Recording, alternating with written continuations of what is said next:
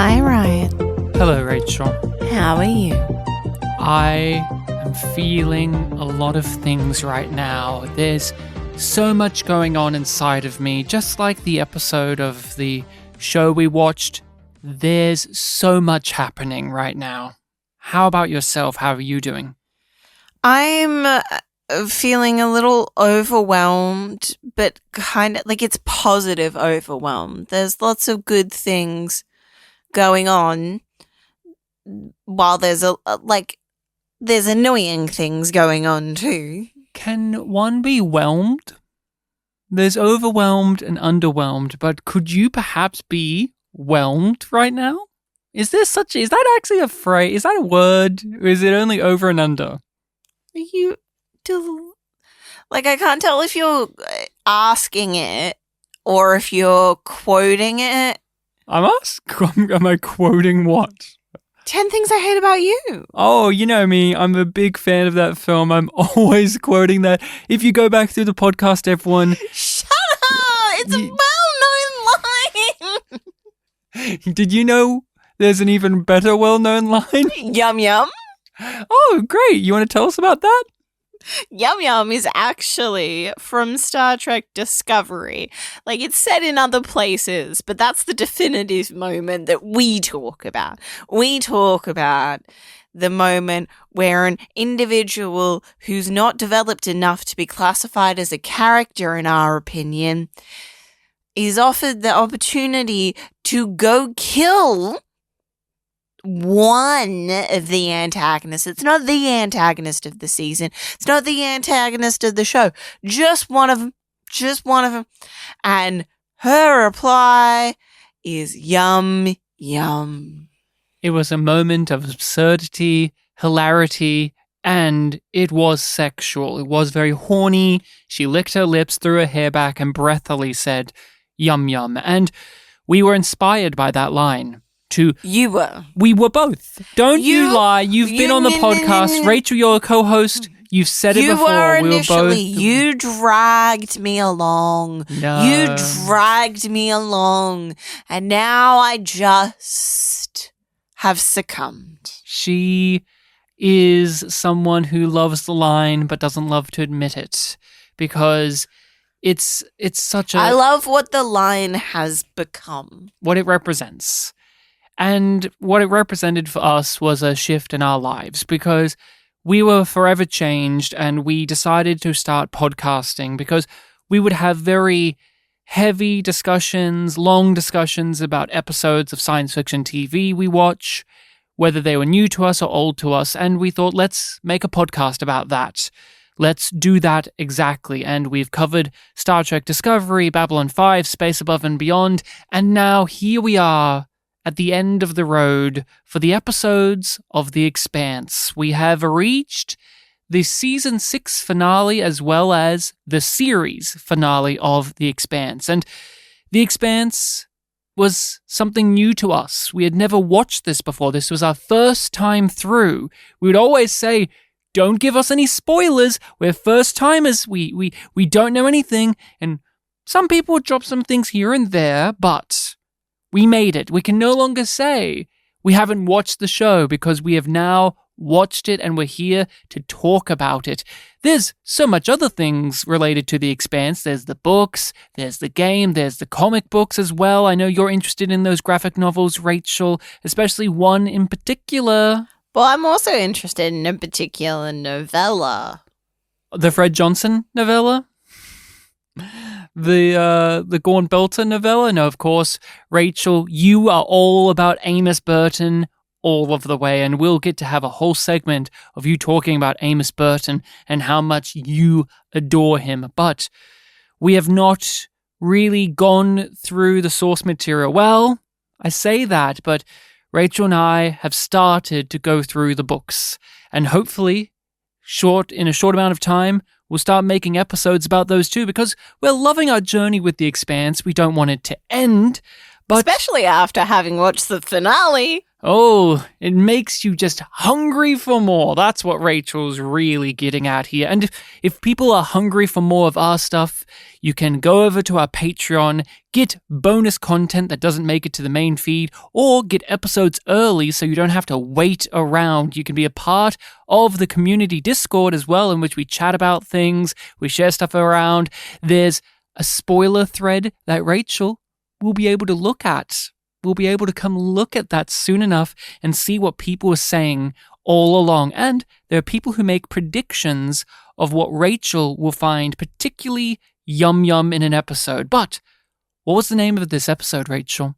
What was the name of the series Babylon's finale? Ashes. That's right. The name of the 6th book of the series. And it is the finale. So, the description is very succinct. It goes as such. Inners and Belters fight side by side with the crew of the Rocinante in a last, massive, desperate battle with Marco and his Free Navy, with the fate of the solar system, the ring gates, and all of humanity hanging in the balance. It was all one sentence, but many commas were thrown in there, Rachel. But Yep. Yum isn't just the name of the podcast. No, it's a perspective that we bring. And we like to give it a little bit of a different pizzazz for each show that we are covering. And for The Expanse, we look for in an episode the yum moment. The moment that made us lick our lips, swing our hair back, and go, that's sexy.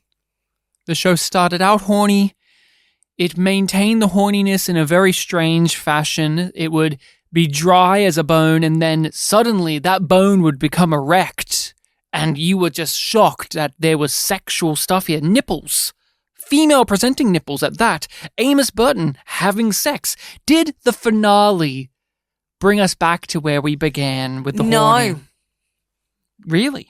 No, it didn't. So no zero-G sex? No zero-G sex. We do get Holden on a bed with a woman, but it ain't that sexy. Not even shirtless. Did he even pop his shirt off this season? I don't recall. I do not recall, and that is the real tragedy. Not the fact that we only got 6 episodes in this final season and that there's no more story to be brought to life, but the wasting of showing us Steven Strait shirtless once again. I have a selection. It's very apt because they listened to the podcast, clearly, and they said, we need to give Ryan and Rachel a little treat. My pick is the winner of the season, honestly, Bobby. She is there with the singlet on, her arms rippling. She tries to get into the food that Clarissa Mao is cooking up. Amos smacks her away, but she says, yum. She says, oh, this looks yum. She said one of the things, Rachel. If only she said it twice, then I would have just exploded. Jizzed your fucking pants. I would have said she was the best character of the show. But they let us down. She only said one, but it was enough for me to have my heart race.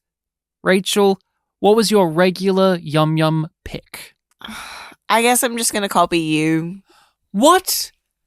What? Your mimic? Get out of here. At least there was a lot of Amos in this finale. Did you have something here with Amos? Did he make you start to sweat at the brow and need a towel to wipe it off? Did your jaw hit the floor and your tongue rolled out and your eyes bulged out of your head like an old cartoon? What did you find yum about Amos? Again, he was very endearing, but he was not that horny. So I'm going to give it to a moment that just made me aw rather than a which was when he was talking about how, like, if, like, somebody's going to punch his clock, he wants to look him in the eyes. Look, it's going to be a shitstorm down there. And if I'm going to get myself all for the cause, fine. Better reason than most. I just prefer to be looking the guy who's going to punch my ticket straight in the fucking eye. my thoughts of this episode go hand in hand with getting into what I thought of it as a finale. Because went in knowing that it's the series finale. Like, at this stage, there's no more TV show or films that have been made, right? This is the end of the line. And it doesn't feel like it. Now, does it feel like the end of a season? Yes. So, does it work satisfactorily feels really as a season? Rushed as a season finale, though, because it's like, and bam, we're in the final slog. Like, things have been set up, but almost in an aggressive way where they've jammed things forward. At the end of the day, it's compromised. That's what it is. It's a compromised finale to a compromised season. This isn't the end. This isn't a conclusion. This is a resolution of a sort, but it's not the end of this. There's obviously more to tell, and we aren't going to see it be brought to life on the screen, or at least not now. And I really am struggling with it as its own episode. As a season finale, it's fine. As a series finale, it's not one of the best I've seen, but it's not one of the worst. It's not sour enough that it spoils anything that came before it. I think it does for the season. And maybe that's something we'll talk about in the recap more, but this ending definitely does make me look a little less favorably on the season, because with previous episodes, I was in the frame of reference of the momentum of that episode and where we're getting to, and the pieces maybe they were slotting in place. I wasn't really noticing how weirdly that Laconia would work, though. We never believed Laconia would ever work. No, not one time, not once, not ever. It was just one of the worst things. And you mentioned it, Laconia. I talk about it a lot. I get very frustrated with it. I have voiced my opinions greatly on it through our run, but this is the end of it as well. And so now we get to sit back and look at what they were doing here, or what they were trying to do, what they were trying to say with all of this. And I want to really hear from you, Rachel, about Laconia, what they were doing here, what it was about, and what you got out of it. Unfortunately, I don't have answers for you, really.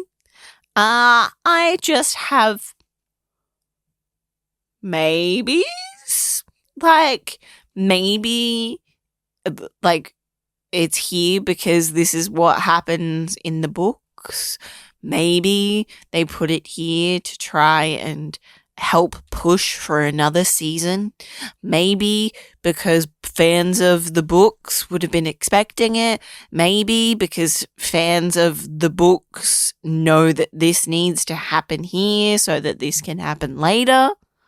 There is no satisfaction of this story the way it was told, and with the characters we were telling it with.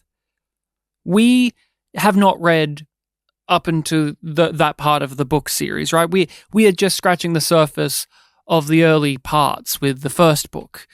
And so we're sitting here dick in hand with 20 to 30 minutes of the season chewed up by this tale about a little girl who brings her brother back to life with this strange alienness of a world in another galaxy. Some strange dogs. There you go. With some you strange might dogs. Say. And the tease of a villain that will never get to be. A tease of a villain who we don't know anything about. We don't know what they're going to get up to. We have nothing to go on. The best you can get from them is that they are evil and that they are going to kill gods, which is a very loaded phrase, but it means nothing within this season. It doesn't contribute. It doesn't feed into anything. It is all, in my mind, business. It is the writers playing a game of chicken and losing. You're gonna not renew us? We're not gonna get more of the show? Well, try after we present you this season and look at all of the stuff that this has to offer. How can you pass up on that? Well, here we are, and no one picked it up. So I'm sitting here watching this story play out, and there's no benefit to it. All it does is subtract from the season. It doesn't add anything. Do you feel similar, and do you have any words on just that aspect of it, of how this is a part of the structure of the season? This is a different way of telling the season-long story compared to others. It's so frustrating. And we've had cold opens before and patterns to cold opens, but never anything as consistent as this, right? And it sucks. And like, I'm not exactly sure why it doesn't work. I think it's just too many things that undermine it. So it's just got no structural integrity to me, because it feels like it's setting up future things. We assume that. So it's not serving anything within this season. So it doesn't feel necessary for that reason. Feels unnecessary because the plot was so straightforward, but it was unnecessarily stretched. Yes. And it was unnecessary to take time away from the characters that we know and we care about. They knew, as creatives, that the show was on the chopping block here. They made compromises. We're going to have 6 episodes with the budget we have because it would be better to tell the story the way we need it, to have these flashy action set pieces, to have the budget to show Laconia, because Laconia looks like it's expensive. You got these CG elements all over the place. And they still made the choice, with all of that risk, all of those compromises, they made the choice and gamble to have this story play out in a way that only exists in my mind to tease out the future, and we can't pay it off here. And what bothers me is 2 things. One, I don't see the point of the story itself. Like, remove all of the teasing of it for future things. If you just look at the story of the little girl resurrecting her brother, I don't really see the point of that story and how it relates to the season at all. It doesn't connect to me thematically, and there's no intersection with it either. It's not as if what she does here impacts something minorly in the main story. So that bothers me. But the other thing that bothers me too is, why tell it with this character, this little girl? Because from what I can tell with Laconia is more about the planet and the people in charge of it and the dangers that they bring. Because I can understand if you reach the end of the season and we don't get more of this, you could at least say, if they focused on the Admiral and Cortazar and the strange hierarchy of Laconia, that when you end the season, there is some through line because the Admiral betrays and fucks over Marco, which gets into the resolution, and that all of the peace and unity and cooperation and diplomacy that our heroes have managed to create could be undermined in the future because there's always someone out there. Whether they be a nation of people, whether they be a whole planet of them, whether they be human or third dimensional, like third space dimension aliens, there's always some threat out there that could bring us on the brink of collapse. I could understand all of that, but that's not the story they told. The story they told was of this little girl And I have no reason I can't really garner why they told it that way either. Because what we get of the little girl in this episode, Rachel, she brings her brother back and the parents freak out. The dad attacks the son, cuts the son. He heals immediately the son. So there you go. The weird protomolecule planet dog strange things have fixed him in a way where he's invincible. And the parents freak out, throw him in a closet, and then the little girl runs away. And then they both go after her. The most insane, unbelievable part. I can't forgive how unnatural all of the characters on Laconia feel. They're all written in a very disingenuous way. They're all written in a way that is contrived for script's sake. Why would both parents run out there to look for her when they've got one kid who they believe to be a threat? A threat enough to attack, a threat enough to contain, a threat enough to call the soldiers on. Why would they do that? Well, because we need the little girl to run back in, free the brother, and run away. And tease future things. Where the fuck are they going? I don't fucking care.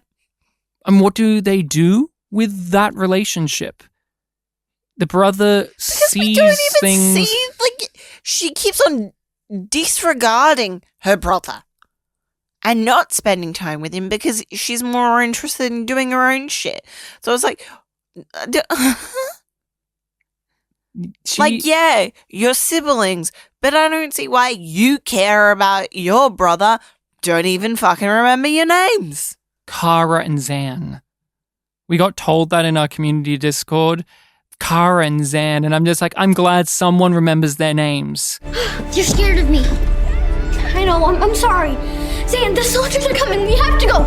Come on. We see from his point of view, and he sees the world like how the hybrids did. So there's clearly this proto-molecule stuff going on, and he can heal. So it's almost like a further step of what Mao was trying to do with the hybrid creatures. And the girl is unaware. She's naive, she's foolish, and to counter your point, though, I think that's intentional. The fact that she's oblivious and uncaring but caring, because they're playing it as if she's this blinded person, because she has this bit where she says, even if I get hurt, the dogs will fix me. She has a pure faith in things that are clearly dangerous. She thinks she has control over this because she thinks she understands it. And this is where I think they are getting to a point with the story told through the children, which is humanity themselves are like these children. They don't understand what's ahead of them. They don't understand what they're interacting around, the dangers that they are getting themselves into. The Laconians, Holden obviously gets it, but everyone in humanity, with us getting bigger and exploring and going into these new frontiers, we are like these two children, in which we are just stumbling our way through, and we don't even know the potential risks of it. No. And it's just like, okay, make it matter. Make it matter to me now. I believe they could have told that story in a singular episode. There's no reason that it needs to be told across several episodes or in a one ship. Or in a one ship, of course, in a one ship. But I can understand if it was in one episode, it was this recurring thing we flash back through in an episode, and then you have a point, kind of like what we did with Epstein's Drive in season 2. You know what they didn't do in season 2? Start every episode with Solomon Epstein, and then we get to the point he was making. And in that case, he literally told us the point. This one, you have to really read into it. But it's not just Kara and Zan. We actually start the episode, or at least we kick off an early part of it, with Admiral Duarte. Yeah, I'm pretty sure he opens and closes the Laconia sequence. And it's just like, why am I with you? What are we doing with him, though? We're watching him look at the night sky and the weird station in orbit. And he's smirking, smiling to himself. He has his new toy. And he's going to wreak havoc, kill gods. He's got what he's wanted. But we don't know what he wants. We don't really know what this ship in the sky represents, other than it's an eerie, spooky, probably dangerous thing. Because there's a clear villain twirling his mustache and chuckling to himself that he has it. I hate that scene. I was thoroughly embarrassed when I saw that because it was so trite. It was so lame. That shorthand of here's this evil military man looking at his super weapon and just smirking to himself, and we don't have the context to understand the threat of this. We don't really know anything. It doesn't mean anything, so it comes across as subpar, corny, and lame. Because all it is just villain man being villainous. At least when we had Marco in Season 4 and Season 5, when he was looking at his asteroids and looking at the hologram, smirking to himself and smiling and just stroking his chin and being evil, we knew him. We knew Marco. We knew what he was doing. We knew why it mattered.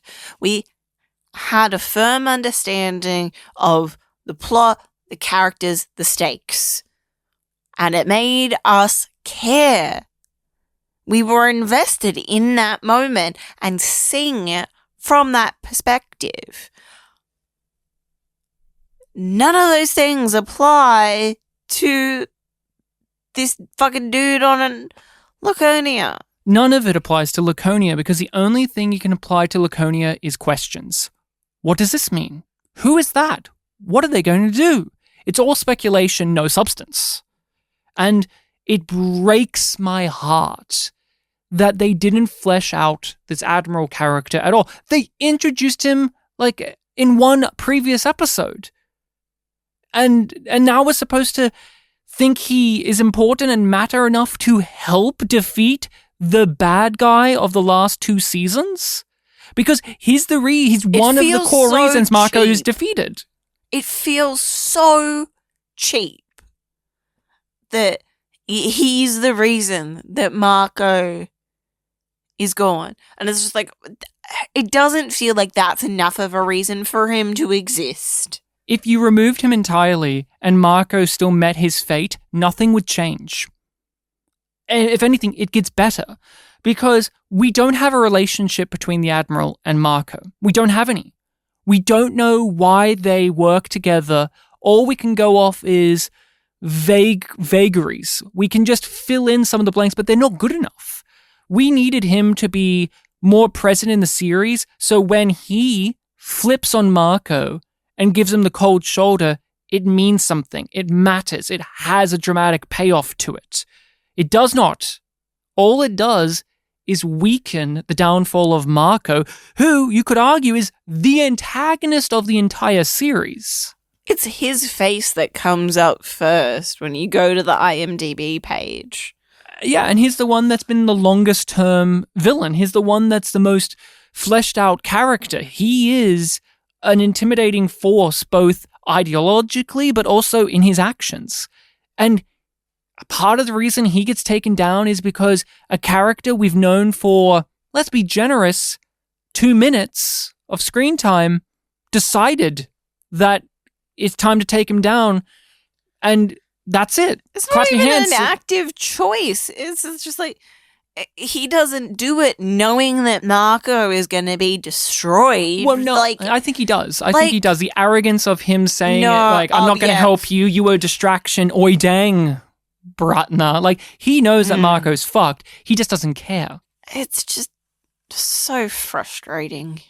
There was something beautiful in the credits, in the end credits. I saw a name, and now we are here. We don't have to worry about spoilers on behind the scenes. I saw the name Brian George, and I was curious, where was he in this episode? I didn't see a picture of him. I didn't notice him. Do you know where Brian George appeared in this episode. No, I don't. How he appeared.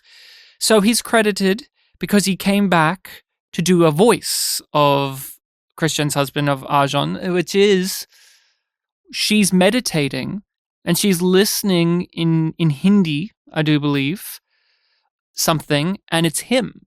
She's listening to him. Aww. And that's what she's meditating with before she gets into the battle that will determine the fate of the universe at large. And I needed to bring that up because this finale makes a lot of callbacks. It also teases a lot of things for the future. There's some absolute magnificent things and there's some sloppy things, but little moments and little touches like that are really special.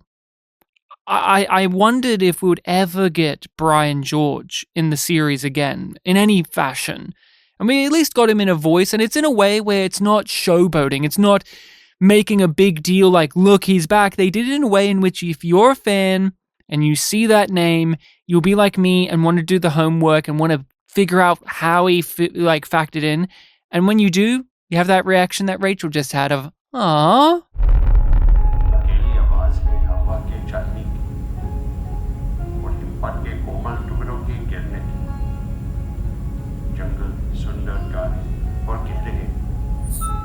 We get a slice of what the future could be with these three different factions having to work together, and that there's bickering, that there's the Martians are distrustful and the Belters are angry and pushing back, and Earth is having to act like the parent in the room and maybe being too strong in that parentalist grip.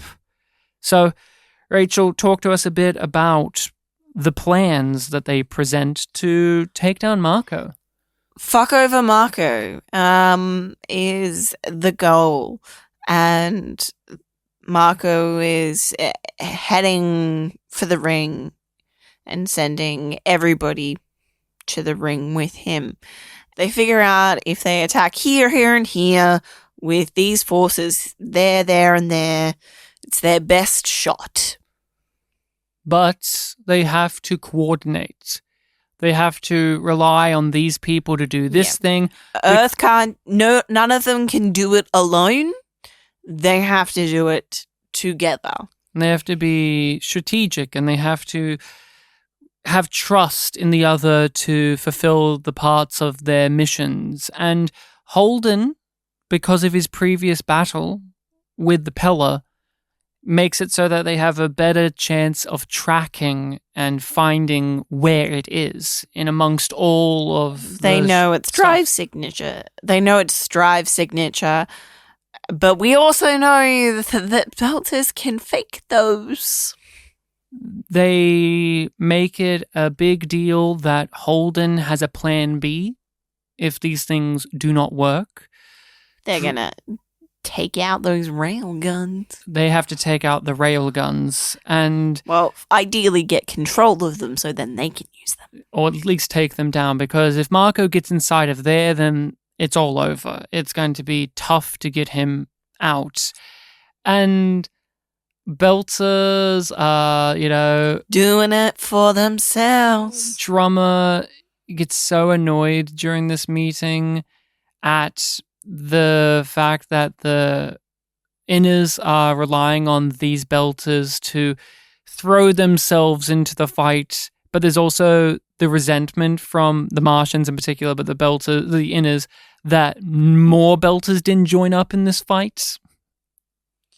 Yeah, and it's just like, come on, you're not gonna win without them. Don't give them a reason not to help you. Were you annoyed, or do you think it was satisfying how they withheld a good amount of what Holden's plan was at the beginning? They gave us the bare bones of it, something. And I liked it that way. It made it more exciting when it was playing out, because I didn't know exactly what the goal was.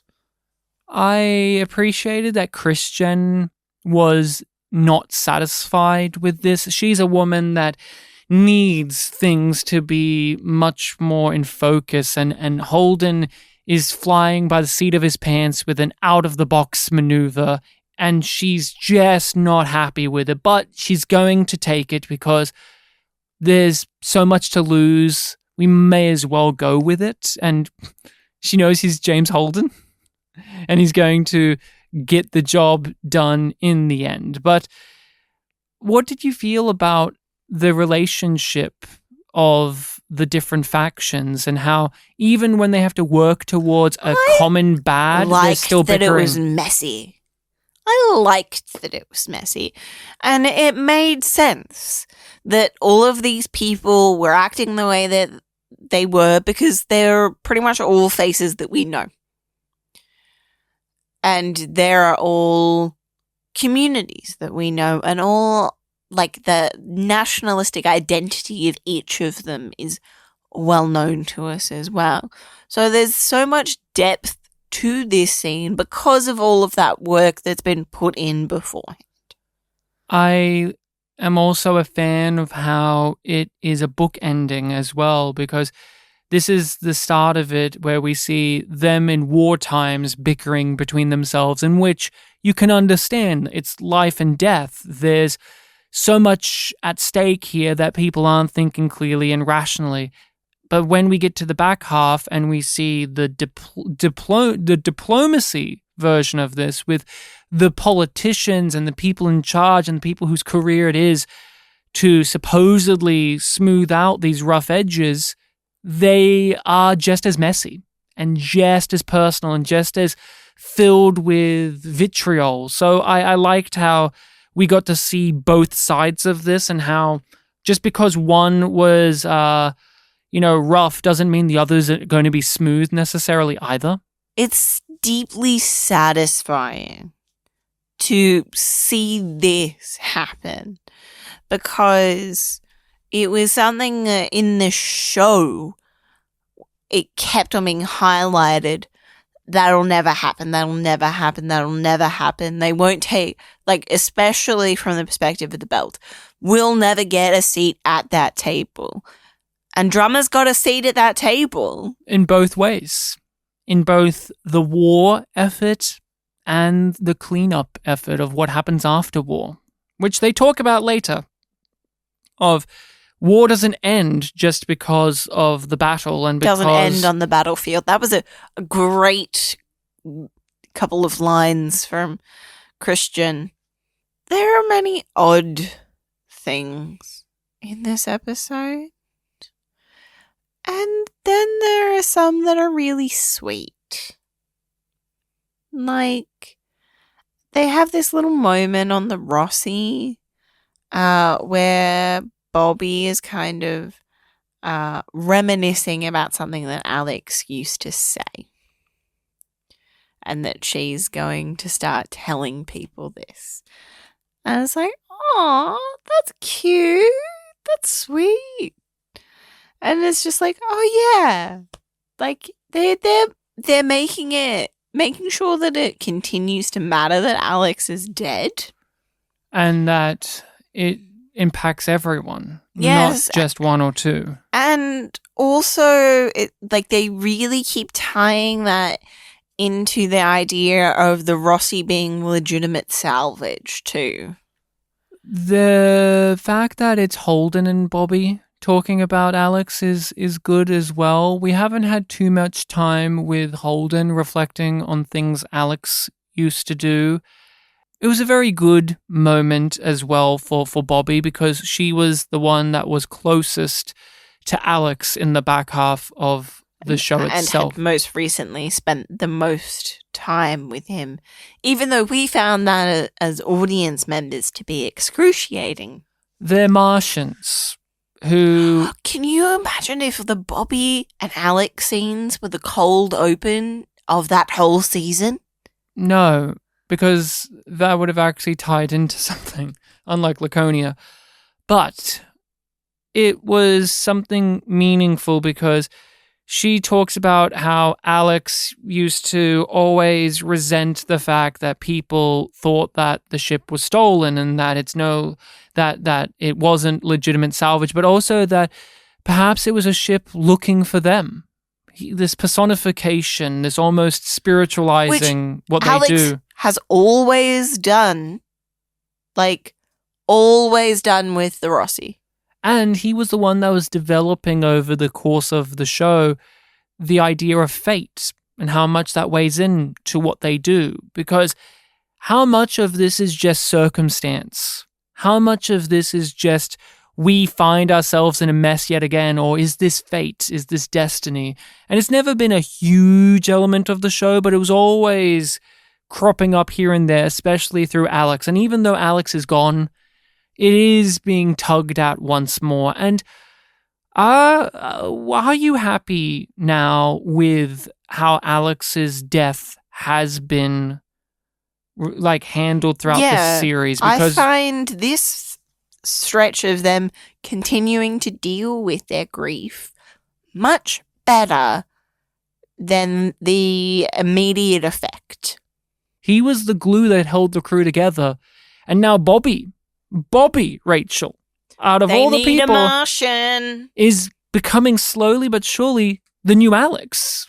She is becoming that crew glue. She's going to be the one that drives the ship and be funny about it. But it's such a journey for her to go on, and it relies on the fact that it's because of a character that's not even in the season anymore. He'd tell people that the ship wasn't stolen. It was just smart. And went looking for people worthy enough to fly it.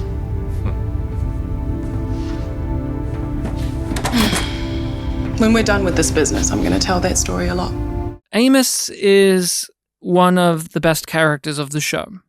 He is one of your favorite characters of the show, and without a doubt, he's probably had the best arc of the entire series.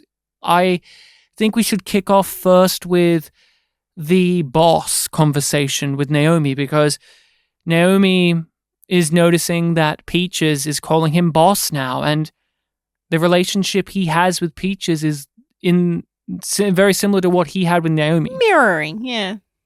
And it was a very sweet moment because Amos hadn't really pieced it together, not in the way that Naomi highlighted.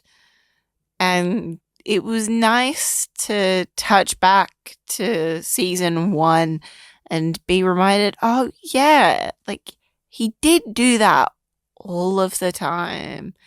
And it took ages for him to think of Holden as his boss.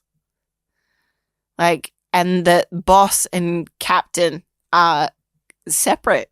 What does boss mean for Amos in your mind? What does that represent? What does that truly mean? And why is it so impactful to him that he is a boss to someone in the way that he meant it for people like Naomi?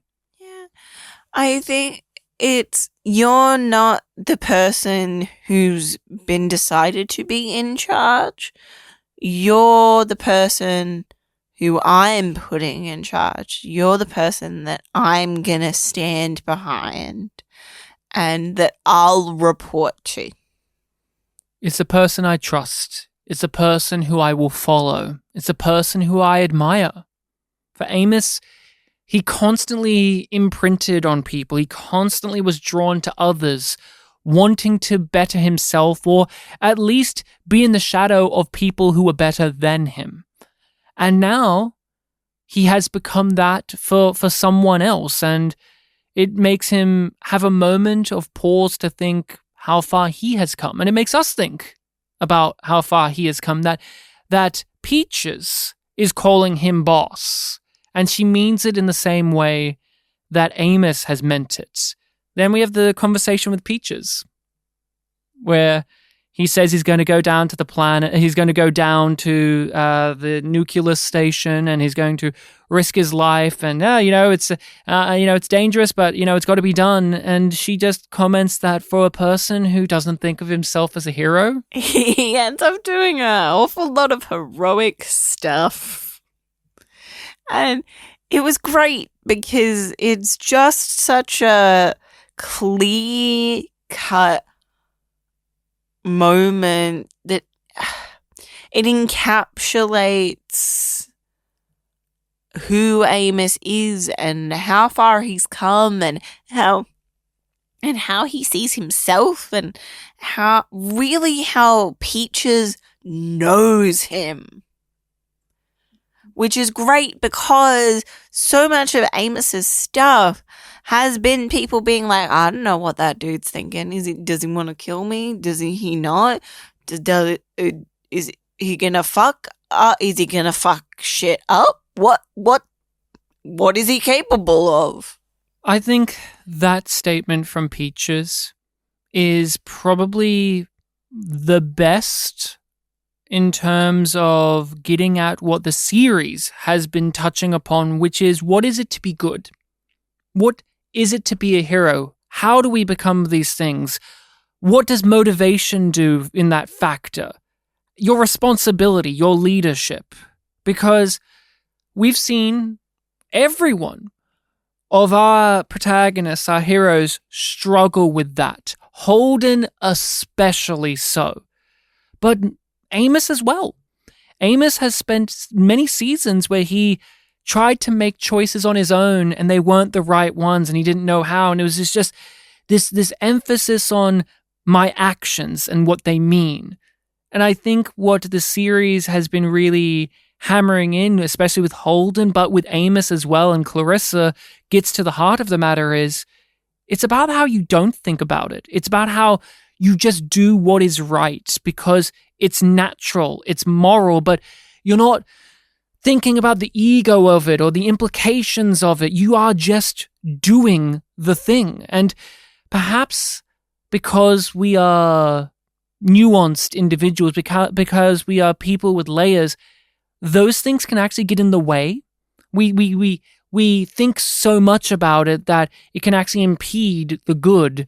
We politicize it, we manipulate it, we use it for our own benefits, or we make ourselves anxious about it, like how Naomi has done throughout the whole season about being a good person. Like, she's doing it for atonement, she's doing it for her own redemption, but she never thinks she's good enough. She never thinks she's going to actually fulfill atonement, but perhaps if she's good a person, and same with Amos. And I think Clarissa's comment, Peach's comment here, a simple line digs so deep into what the previous seasons have been doing the entire time. We have talked about how this finale is uneven. It makes some just head-scratching choices, and I need to talk about Peaches being unwell. Yes, that again feels like something that it's like we knew it was probably coming because they were very clear about how her mods were negatively affecting her after she used them. I've been making that prediction, It was getting worse and worse each time, and now I think it said that she is having like endocrine failure. 5 years until she dies. I have a lot of problems with this because it kind of fucks around with things in my mind. So I'm not opposed to this, but it's the 11th hour introduction. It's just so late in the game, and it doesn't really mean much. In case we didn't get cancelled. It is, we have to put a button on what happens to Clarissa Mao, and in my mind, and this may be different to what the listeners have to say or what you have to say, but I think it's the show putting a stamp on her character morally, because she will die. She doesn't get to live on and have a happy ending. She will suffer the consequences of her heinous actions. For her quest for revenge, in which she killed countless people, although she's gone on this magnificent journey and she's served some time in prison, it's the writing morality of like, and we can't let her just ride off into the sunset. Mods that she chose. She killed herself. She's poisoned herself. That's the thing. She condemned herself. She condemned herself. But It's not sad, like it's not a miserably tragic ending because of who she is now and how she's reacting to this. So she sees this news that she's going to die in 5 years, and it doesn't stop her. She steps up to the plate, she does what she needs to do, and she helps save the day. When she went down to the engine room to fix the problem during the big action set piece, did you think she was going to like sacrifice herself there or die in the process of saving the Rocinante? Oh, yeah. Yeah, I definitely did. But then they didn't show us. And I was like, nah, I don't think she's dead. Well, they didn't show us Spock dying until the character went down there to say what's going on here. Oh my god. True. But it didn't but that was my thought process. Yeah. Like, I would have been doubly surprised if she did turn out to be dead. But I was like, I don't feel like it would be Naomi that would find her. That's not the big punch. So I think she's alive. But I think she's definitely been hurt. I was like, I feel like she's been hurt, it's a comms issue.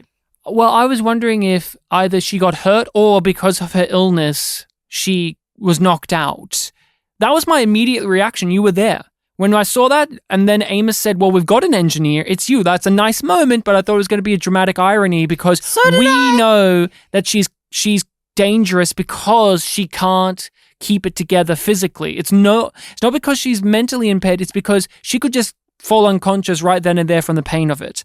But here's something I want to ask you. So we'll put to the side for now that she didn't die and how we feel about that and if that works. But say if she did die or she went in knowing that she could die, which is what she did.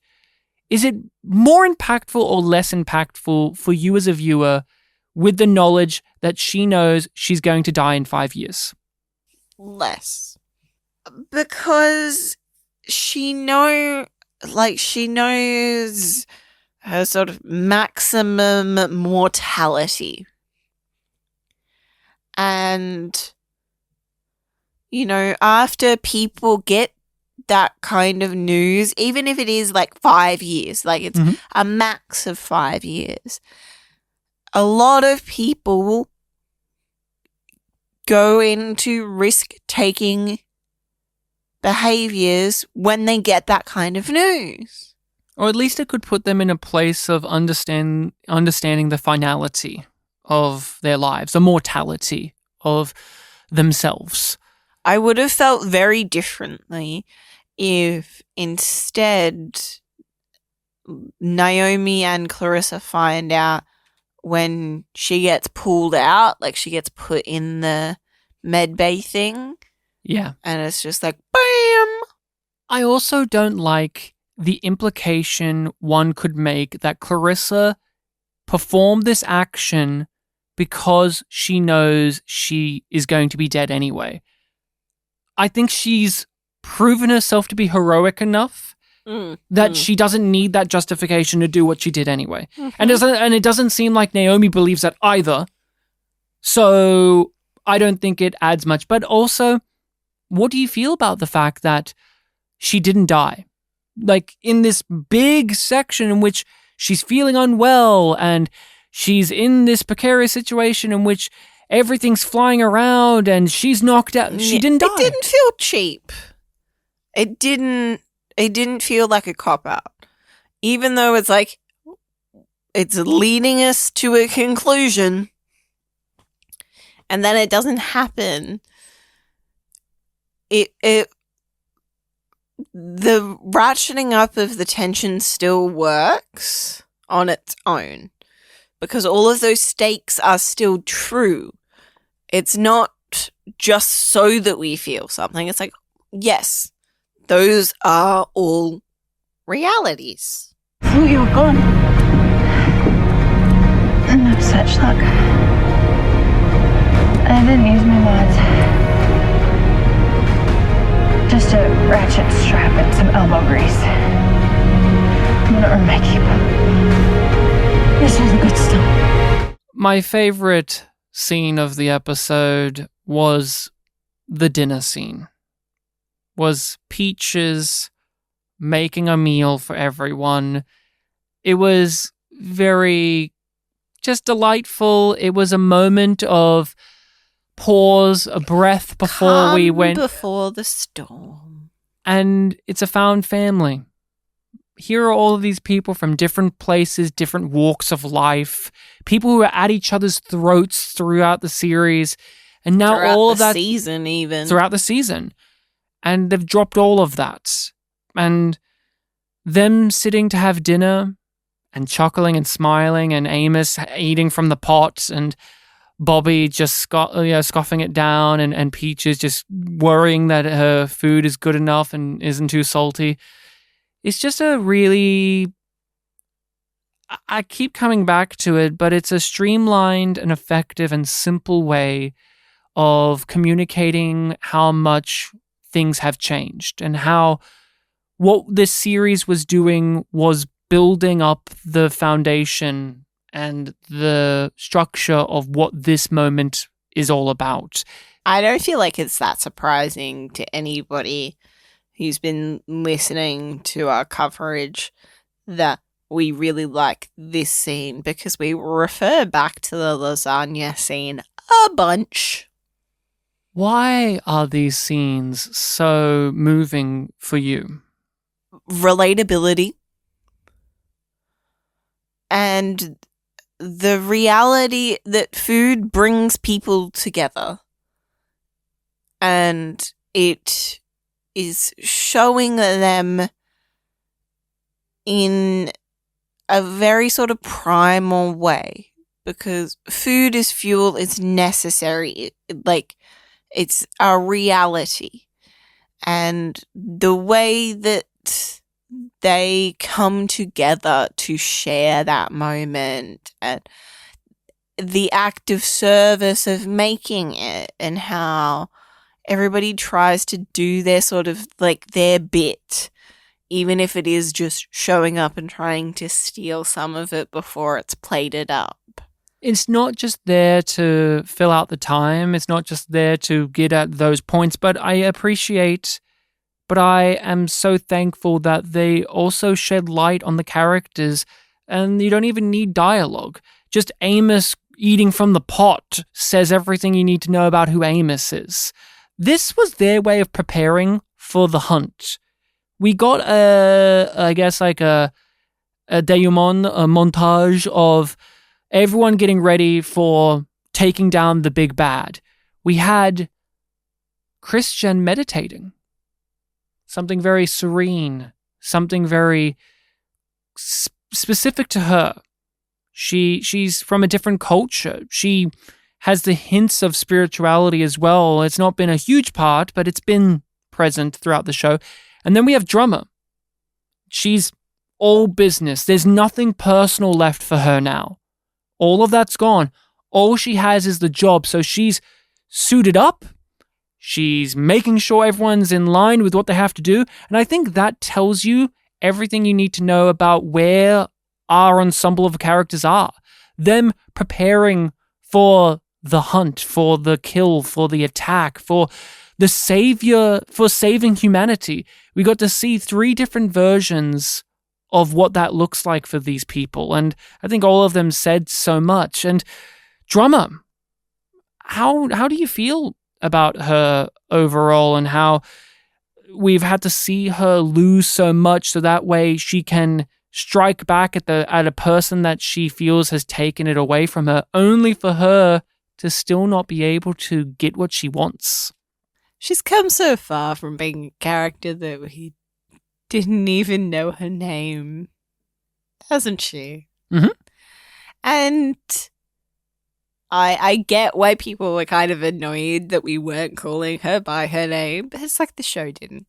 So I'm not that apologetic about it, because they were all like, she's important, she'll be important, she matters.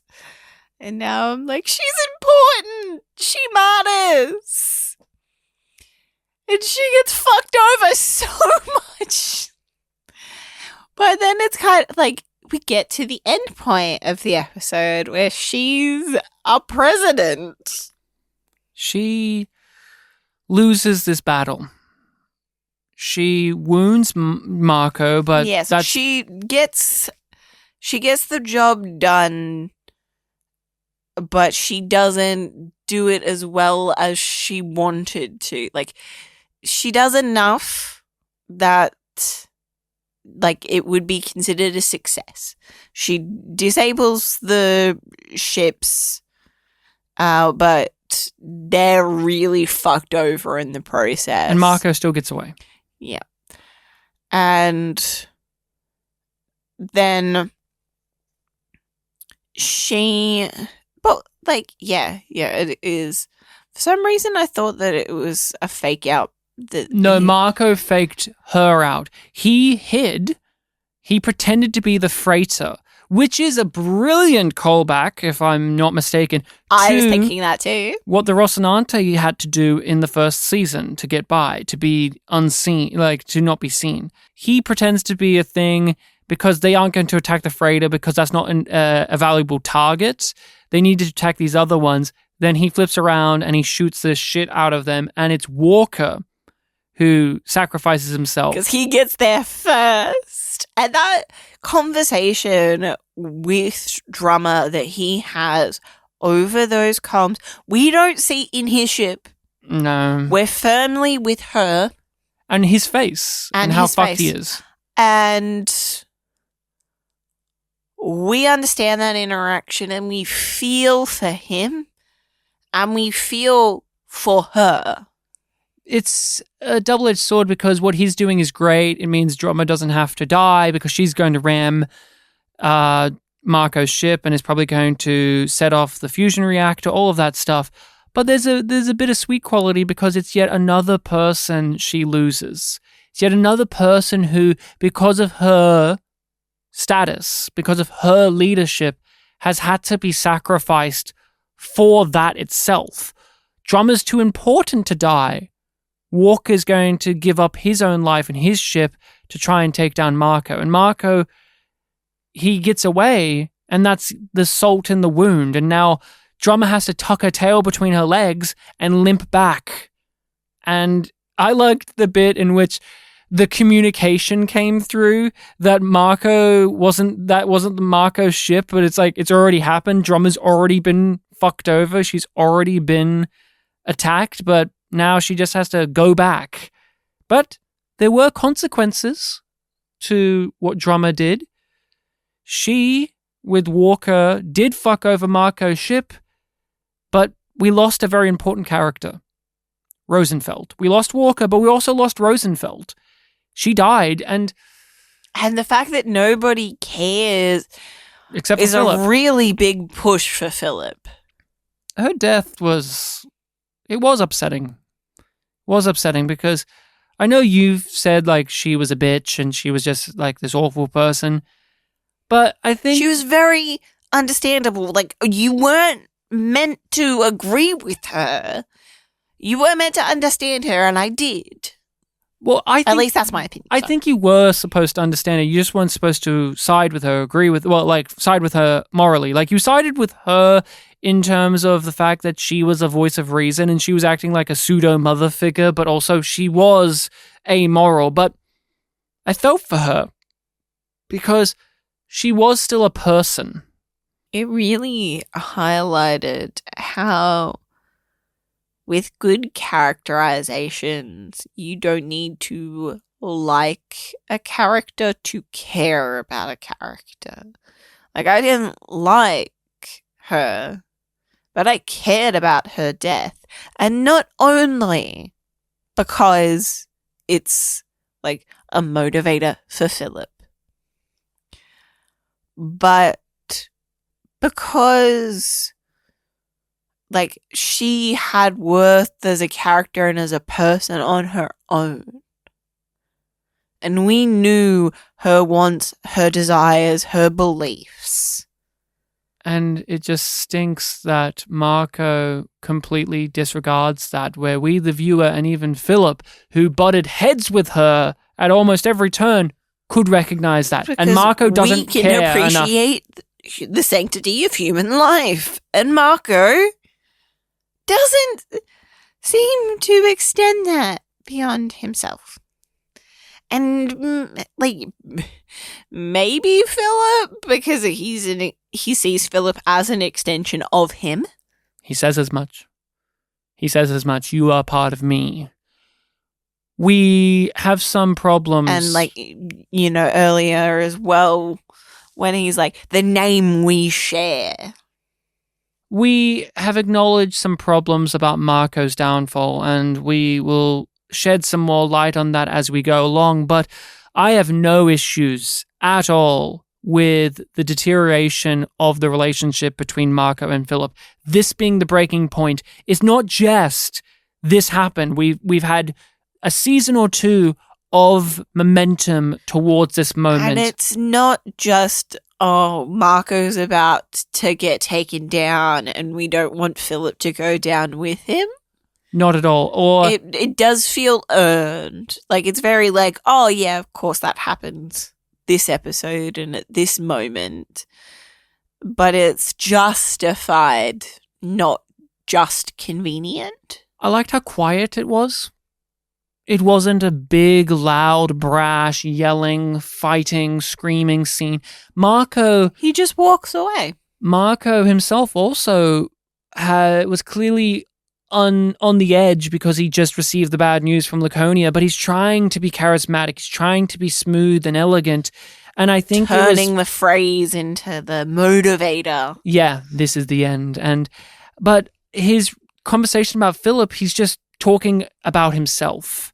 And it makes Philip realize that what Naomi said is completely correct. He would never die for me. He would let me die for him. And it's all about him. And I love how they've managed to make Philip a character that I, like with Peaches, am conflicted about their redemption and whether they're worthy of it. That Marco made Philip, but Philip has to still be held accountable for what he did. Because he's a teenage boy, that means we should just wash our hands of the fact that he's killed. No criminal culpability. But he feels the guilt. Yes. And that's the thing that makes it all more relatable and more understandable. Naomi wanted for him is for him to feel the weight of that. And he can't just hide behind his father. He can't just blame his dad. He can't just do that. And he has to walk away. He has to walk away. And although they make sure to hide it from us, we knew that he left. There was no doubt in your mind that he wasn't in the ship when it got taken out. Oh, yeah, especially when they didn't show him. I'm like, good on you, Philip. Good on you, Philip. But is this a satisfying conclusion to this character, to this relationship? And how do you feel about the tug of war about accountability, morality, redemption? As somebody who has been saying for ages that Philip will betray his father, I was expecting it to be an explosive kind of betrayal, not a quiet turn. And this does feel truer to what they have been doing. And it gets into what Naomi said. Sometimes walking away is the best choice. Instead of fighting, because if he did a more explosive, hands-on betrayal like maybe you were thinking, that would just be doing what Marco does to get by. Instead, he did what Naomi does, hence he takes her name at the end of this. He changes his name to hers because he is his mother's son, but it's not clear that he's going to fly towards her. It just comes across like he's just flying away because I think he still has to figure out who he is. He wants to find himself. And that is growth in a whole other area because he was so angry at Naomi for leaving and that was driving him for so long and for so much of the show. And now he's not running to his mother and he's not running away from his father. He's really trying to be his own man, which is what he kept on saying was what he wanted. And now it feels like that's actually true. And a part of how we know that's true is because he's not saying it anymore. He's just doing it. If it were you and I lost you, I would lose a piece of myself. But I would accept my fate.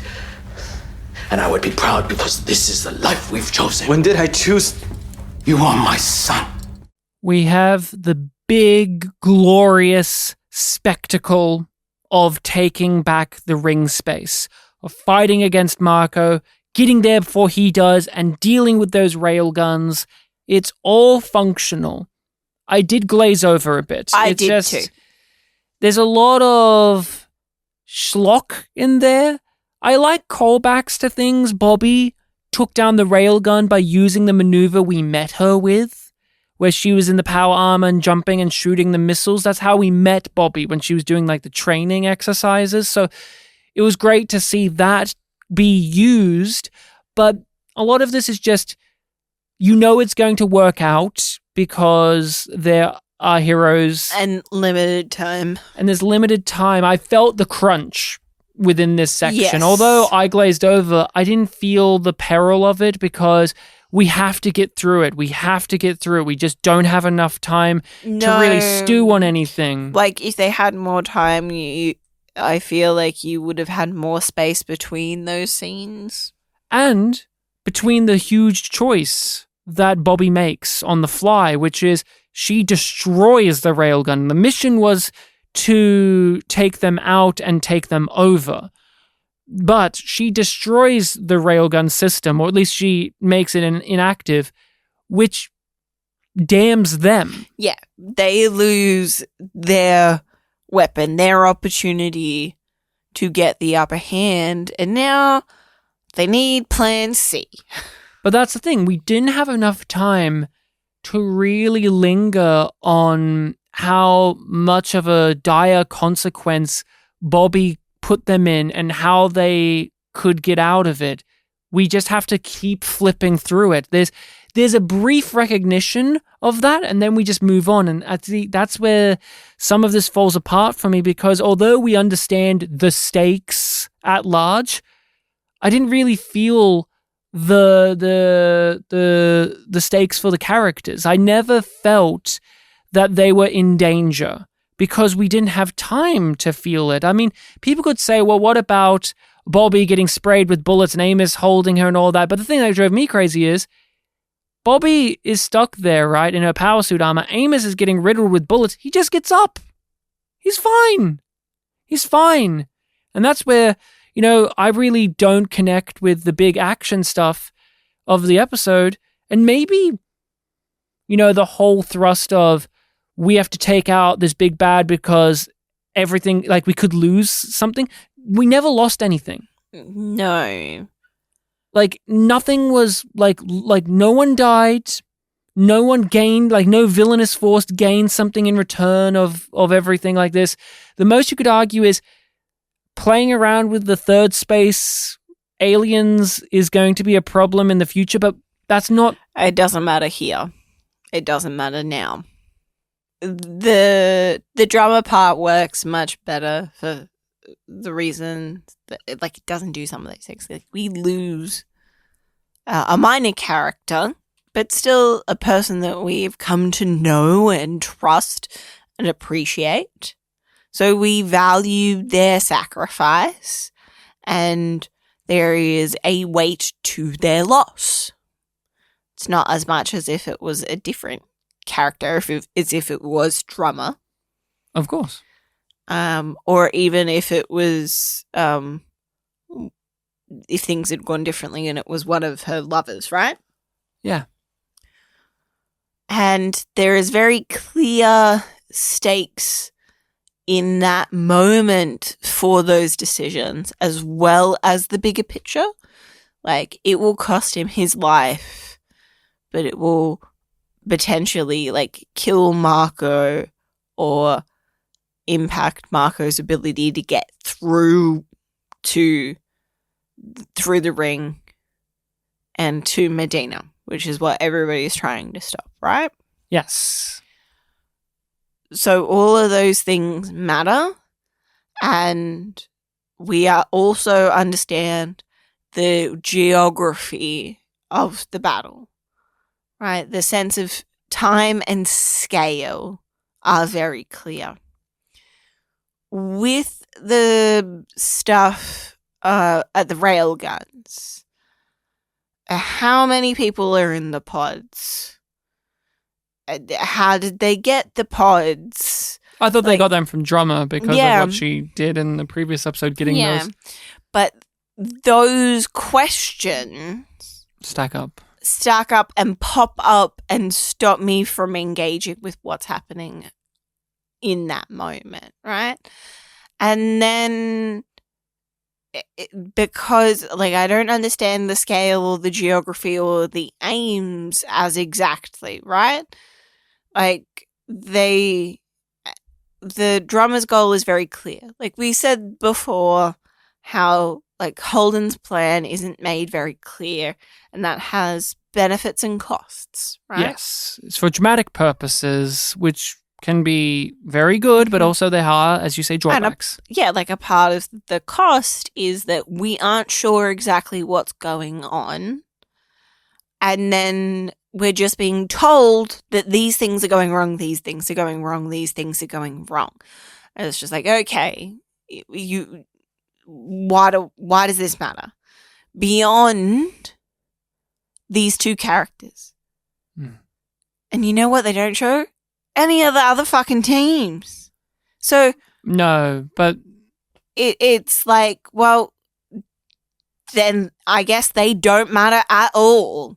no. And it's just going to come down to Amos and Bobby, and they're going to save the day because they're the fucking heroes, and that's what they do. Oh, and Holden too in the Rocinante And, to save their butts. We were making fun of it because we were like, Amos is going to get shot. He hasn't been shot this season, has he? He hasn't been a while. Yeah, he's going to get shot. And he Bobby's does. definitely going to get shot because she's in the suit. And it's a bullet sponge. Yeah, she has plot armor, so does Amos. They all do. I feel like this needed to be a longer episode or 2 episodes because they have what feels like half a second of hand-wringing about the choices they have to make now to take down Marco. And then when Naomi presents them a choice that should garner a bigger reaction out of every single person in the room, we don't have enough time to have that. We have it in a fleeting expression, it feels like, but she suggests basically to take down this fucking rebel leader, we should open a gate to hell and release devil. Hope that we can close it. It's such a wild, and I'm not against the gamble itself, but I just don't think they had a realistic amount of time to really process that, and just Holden, out of all people, should have had some bigger reaction to that. But it is a real hand wave, and it is a real, we set this up, we're paying it off, and it's not a bad payoff. It's just, I don't think we really got to spend much time thinking about the choices and the costs of what it is to take down Marco. And we get it on the personal level, at least, because of the brilliant acting, we get throughout the cost for Naomi, because she believes she's killing her son. She believes she's killing her son. And her reaction to that is, it's painful. It's to see that level of anguish. And I appreciate that in a different way because we've struggled with the way that they would just make Naomi cry all the time. And they do succeed in waking up these alien entities in the ring, and Marco is gone. He gets to know that he's fucked. He's so pissed. It's so much fun. he knows, but it's too late. He says, veer off, get out of it. Too late. He is consumed by these entities. It's a weird one. It's a weird one. Because, yeah, it's satisfying to see him taken out. And it's satisfying that it's Naomi's idea and that she pulls the trigger, right? It's not satisfying that they're able to do this because of the Laconia plot. Yeah? Yeah, oh yeah, because Marco got fucked over. Yeah. Like, and it's,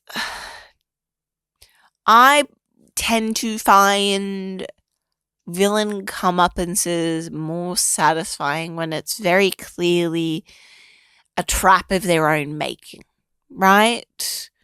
And hence the Philip stuff works. This doesn't fully hit that for me. I have a problem because the way the aliens are executed, we don't know what this result is. We're assuming it's like dematerializing them and killing them. That's the assumption you have to make. But the way that it's presented visually seems very serene. It's not intimidating, It's not scary. It's just a thing that happens. Time pauses, they become translucent, and then some CGI After Effects wiggle on the screen. Color, it would read totally differently. Well, it's kind of like a fire red, but I don't know. There's something about it where it's not scary. If we push every bit of mass and energy we can through the ring all at once, every torpedo and railgun slug, and we time it all just right, we should be able to wake the entities up. You said that would be bad. If we wake them up, they might stay awake. This could put an end to Marco once and for all. But wars, they don't end on the battlefield, Rachel. What a great line. They end at the negotiation tables. Yeah. And they Back still rooms. can't get their fucking shit together. And it's so true to the world that they have built in this show. That they can't get everybody to just magically agree. It's not the bad guys go on and kumbaya for the whole fucking galaxy, right? It's still a mess. If anything, it's slightly messier and in a different way after after Marco's shit. Because the Inners have legitimate cause to not trust the Belters. Before, it was more just plain bigotry, just plain nature of the oppressors. But now, the oppressors have been violently attacked by the Belters, and we saw that so many Belters were still on Marco's side. So there are a lot of there's a lot of blood on the hands of everyone. There's reasons for distrust, and everybody has lost, and nobody wants to lose more. And so the belt trying to claim its place as equal partners feels like a loss for Earth and Mars, and they're fighting it. And the Belt's drama can't compromise because that's the pattern. The Earthers will say all of these things, make all of these promises, give their word, but nothing changes. And drama beautifully captures the frustration by parroting back the things. You have my word. You have my word. And Christian and the Martian Prime Minister both understand. You see the look in their face, and then she just says it like, how come your word is good enough for me, but my word is not good enough for you? And why is that? Why is that? And there is no answer that Christian or the Martian Prime Minister can give that isn't what drama is saying. There needs to be change. There needs to be reassurances. There needs to be a new way of doing things. And we haven't talked about like what their method of unity is. It's forming a trade union. It's forming like this governing body that will be in charge of the ring, because the ring space is the nexus. It's the power of humanity right now. And so if we can have control of that, then whoever is in control is the top dog of the system. But we need to change that attitude. We need to have someone more level-headed in there. And I was smiling, Rachel. Because your boy was becoming president. I was guffawing and laughing at how they were doing like that classic TV show thing of like all the characters are talking and you immediately know as they start to slowly realize that they're perfectly describing one character in particular that can do this job. But that character, usually the lead, is the one that's slow on the ball of what they're suggesting. Yes. We talk about sometimes like how, you know, when we analyze TV show, there are these things that are a bit lame and a bit corny and like, oh, that's a bit too familiar. But then there are ones where I don't care because I love it. Yeah, it was just fun. That's a trick. I love it every time. And one thing I loved as a callback to was when Holden started to agree to it, Christian sealed the deal by asking for more coffee. Yes. You gotta whet his appetite there. But it doesn't go that way. No, it doesn't fully play out that way. And I was so happy with the way that this rolled out, because I was just like, it would just be really obvious for Holden to end up in this position of power, and that, you know, he's come around to being a hero and his place in the galaxy, and, you know, build a life like on Medina, and do his best to accommodate the belt. And to fulfill the plan. It also wouldn't feel right for him to fully do that. It makes sense for him to accept it, but imagining him doing it still feels wrong. And then he fucking plays them, and it's just so good. And they know, and Christian knows that she's about to get fucked. That's the best part. He keeps on going after the prompter's done. And she knows he's James Holden. She's just like, don't you dare. Don't do it. You're gonna fucking do it. I know you're gonna do it, but I don't want you to do it. God damn it, you're doing it. And it was a plan between him and Drummer the whole time, because they both knew that Christian and the others would need to play it out their way. And the whole thing is, we all know, Christian, you know, that this is the way it has to be. What I've done, which is I've resigned and I've given the job to Drummer, a belter. Because the whole entire series has been about the have and have-nots, and about how there's one group in particular that have been the victims, even though they have also been the perpetrators of violence, the perpetrators of heinous things. There is one group out there who have always been under the thumb of the inners, and we have to let them have the voice, because if you have Holden be in charge, if you have him be the king of the universe, there's just a savior problem there. You know, like, you know, there's a white savior problem kind of thing going on. You know what I mean by that? Like, he's already got his Don Quixote stuff. He's already been white knight boy all the time. But if you actually gave him that and just said, he is so pure and wise, we just should let him be in charge, it feeds into like the great man theory as well of things. And instead, he's rejecting that. He's saying, yeah, you think of me as hunky sci-fi protagonist who should be the guy that brings about peace and love to the universe? Well, no, actually. I should just be a player of that story, not the one who writes that story, not the one who should be in charge of the land. I liked Christian. I liked her ending. I liked her saying that, oh, what you've done here is bad, and I'm going to do everything in my power to take it down, because it shows that there are people still with that mentality within them, even though they've grown beyond it. Christian has grown beyond that. She knows that that's not the way to do things, but it's a reflex. It's an instinct. She doesn't like to lose. And she feels like she's lost. She feels like she's been played. So she's going to keep playing the game until she wins. But it's not about winning. It's not a game.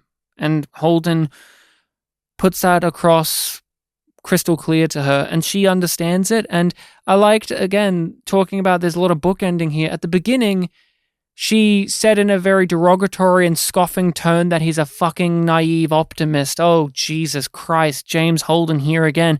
And at the end of it, she says in a very solemn and real tone that he's an optimist, and I hope you're right. I hope you're right. Because she's so used to being the one who's right. And that's sort of how things end on a galaxy level. The politicking part is over. But we get to spend some little moments with the crew before we go. We get to see where they're kind of leaving things. And when I think about this part, it is the Holden and Naomi scene that really brings it home. And I'm like, oh, you're sweet together. Wow. Did they win you over on their relationship? Did they finally do it, Rachel? They finally did it. It took them the whole show, but they went there. I hope I did the right thing. You did. You followed your conscience in the hope that others would follow theirs. You didn't do it for a reward or a pat on the head. We have a walk around the Rocinante as a farewell to the different characters. Bobby is the new Alex. She's the Martian who's flying the ship, and she's being cocky. I like and hate the ending for Bobby because I like it. I think it's very satisfying. I think she is in a fun position. That's why I hate it. This should have been that should have been the show more. The promise that she's going to be a part of the crew now, it makes me a bit bitter because I think she should have been in the crew pretty much the whole time, if not more than she was. We get Clarissa and Amos.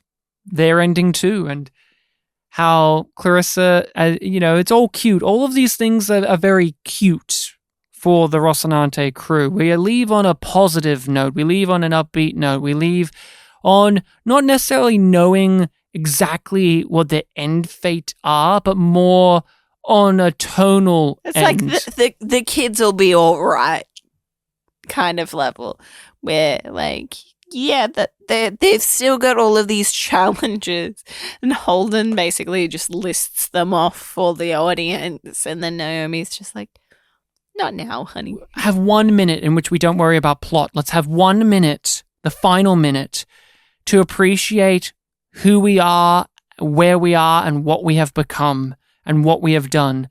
Peaches gives Amos a gift, and then, it's a little pin that he used to have, and then she reveals she made herself one of those too. And I'm glad that they handled this relationship the way they did, where it's more platonic than anything else. Like, you could make an argument for there being a romantic angle to it, but at the end of it, it's about these two just having a connection and having a visual representation of that. And it was done in a very, again, it is a very sweet, tender way. Her flipping up her collar to reveal that she has one too. I made my prediction. I nailed it. I said that the final bit would be probably Holden and Naomi having one of their chit-chats in which they tell us the moral of the story. And we got it. And it was Naomi, who's very wise. Naomi the Wise. I gotta admit something. I don't remember a lot of what she said. Like, I don't, because it was all stuff that I'd heard before, and it was just putting a button on it. And it was just like, yes, we will continue to have problems, but we have the ability to change. But I didn't hang on to it, I think, the way that the show wanted me to. There are way more interesting moments that explored those ideas, and that's what's stuck. I think not this conversation. That the feeling I had in that scene is still very real and still very visceral, of that tenderness and that vulnerability between the two of them. I felt that. And I felt the truth of all of the things that Naomi was saying. But it's not one of those scenes where I'm like, oh, that dialogue in particular, or that line and that line and that line was fantastic. It's yes, this is it's a sweet, tender moment that reaffirms the themes of the show. Was it worth ending the show on? No, but it was worth ending the season on. There you are. I don't mind it. I agree, though. It's a big speech to hit upon things that we have already hit within this episode and within the series in quieter ways and less big ways, but it is the end point, and it is so tempting to really nail it and to really let the audience know what we did here and what the characters think we did here. The idea of that the universe doesn't let you know if you've done something right or something wrong, and that there's almost like a butterfly effect for your deeds and for your actions and what you are, and that we get to see that visualized during her speech with everyone, including what's happened to Philip. And it gets into what we were saying earlier about Clarissa's just offhand comment about Amos being a hero. And I think why it maybe doesn't stick as well is just because we've already, like you said, hit it, but I think hit it in some more connective ways than just Naomi gives a big speech at the end and then we fly off into space, into the Expanse. I had more of a positive reaction to it than you did. I have more fondness or memory for it, but I enjoyed it. But I don't want I remember things she said. I'm just saying, I think out of the two of us, I had more of a reaction to it. Yeah, I just don't want to give the impression that I didn't enjoy it, I didn't like it, or I didn't have a negative reaction to it. I just didn't have a strong or lasting attachment to it.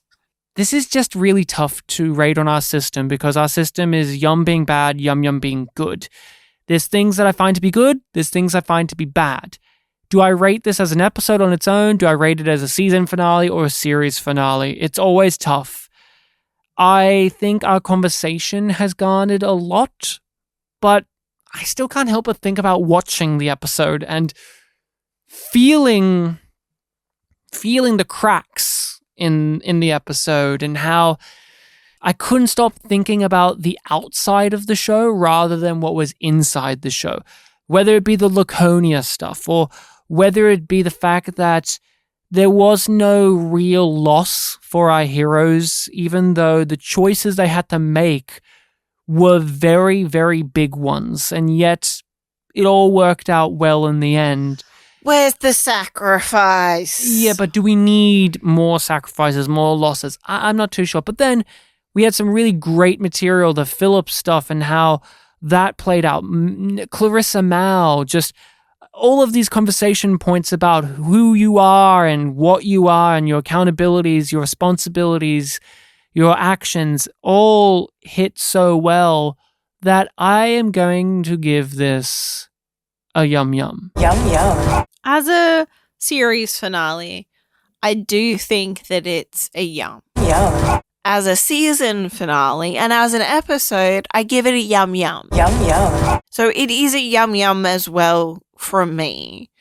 But it is not a overwhelming or unconditional yum yum. What are we doing next time on the podcast, Rachel? Well, we will be doing a recap of the season and of the show. We will be talking over our feelings on the final season, talking about the high points, the low points, the things that we appreciate when thinking back. Because sometimes when you go through it episode by episode, you may be too deep in, and when you take a step back, we can appreciate. From there, we'll do a series recap as well, go over the series, talk about the big points, low points, the characters we love, the characters we didn't love, maybe even answer some previous questions that we had in this show, like, oh, did that pay off? Yes, it did. Yes, no, it didn't. All that stuff. But at some point soon, we will finish off some of these books and do episodes on them. Now, we won't obviously have them coming out as episodes week by week because the books are longer and bigger task to get through, but we are going to endeavor to read through these books, at least get through the first chunk of them, the first trilogy perhaps. I really want to read the fourth book because that season in particular was the one we had a lot of problems with, and it's the season I feel we needed the source material to appreciate the most. I think it's the season that we referred to the books the most. Yeah, like this feels like the books. But that's the future of the podcast. Everyone, stay tuned, stay listening in. Let us know your thoughts and opinions on things that we've said here today. If you have the means to support the podcast, where should people go, Rachel? They should go to Patreon, where we have so much yum yum content for you, and we would really appreciate your support.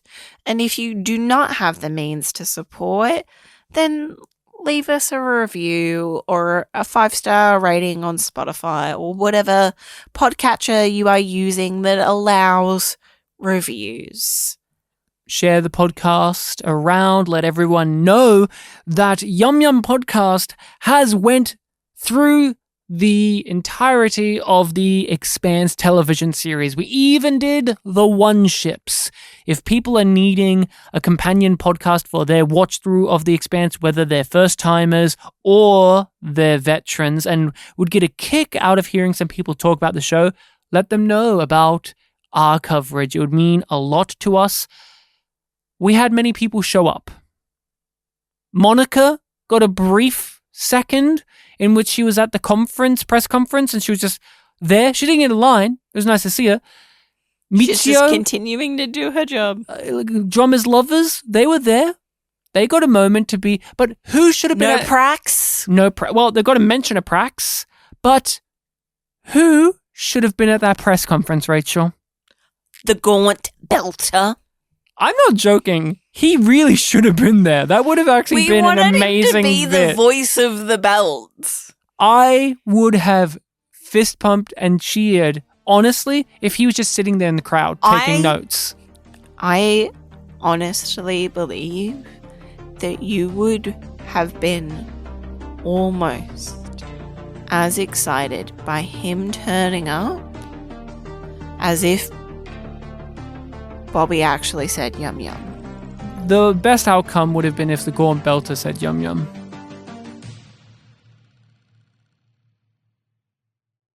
Now Murders know what it feels like to be Belter.